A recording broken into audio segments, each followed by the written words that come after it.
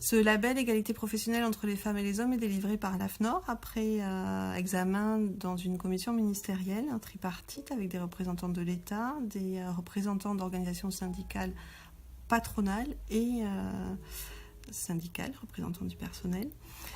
C'est un label qui vient officialiser et reconnaître la démarche égalité d'un organisme, donc en l'occurrence l'hôpital de Thuir, puisque nous avons une démarche égalité depuis 6 ans. Nous avons commencé en 2013 sur le champ de l'égalité professionnelle entre les femmes et les hommes.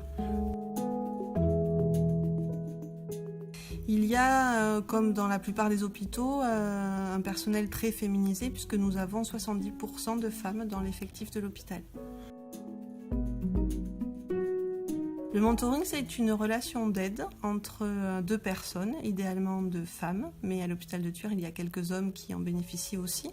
Et ça vise à permettre à une femme qui le demande, qui le souhaite et qui a un projet professionnel, d'exprimer pleinement son projet professionnel et que son mentor l'aide à construire ce projet professionnel et l'accompagne dans la réalisation de son projet professionnel. C'est une relation complètement gratuite qui sort de tout cadre hiérarchique et qui se base sur des entretiens qui peuvent durer entre 30 minutes et 1 heure et qui se déroulent pendant une période de 6 mois à 1 an.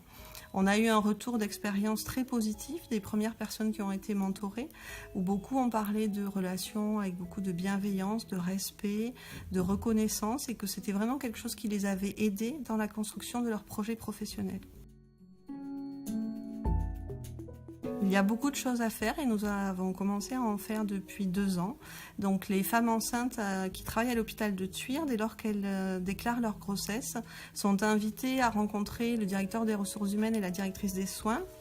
À l'occasion de cet entretien, il leur est proposé des missions dans des services où il n'y a pas de pénibilité ni de risque d'agression physique, donc aucun danger pour leur grossesse, et ça permet aux femmes enceintes qui le désirent de concilier leur maternité et leur vie professionnelle.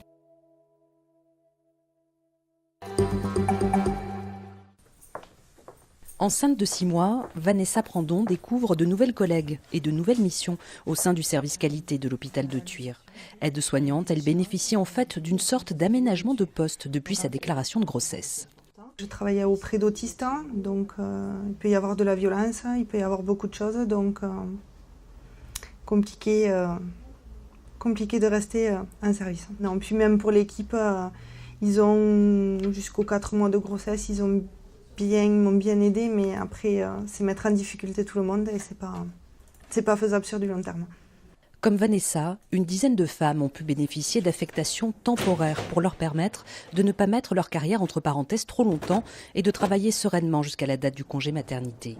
C'est l'une des mesures mises en place par l'hôpital de Thuir pour favoriser l'égalité des salariés femmes et hommes. Une démarche lancée il y a 5 ans sur un constat. 70% des infirmiers sont des femmes, mais le rapport s'inverse pour des postes à responsabilité.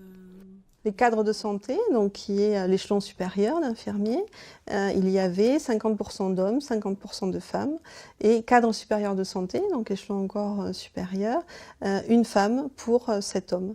Et donc on s'est dit, il faut qu'on ait des mesures incitatives aussi pour prendre conscience qu'il y a des choix, on n'est pas obligé d'avoir envie d'être cadre de santé ou cadre supérieur. Pour autant, c'est étonnant que les femmes n'aient jamais envie. Depuis, des séances de coaching, de mentoring ont été mises en place pour accompagner les femmes dans leurs projets professionnels. Aujourd'hui, l'hôpital compte 3 femmes cadres de santé et vient de décrocher le label national Égalité. C'est le premier établissement hospitalier de France à l'obtenir. CFDT. S'engager pour chacun. Agir pour tous.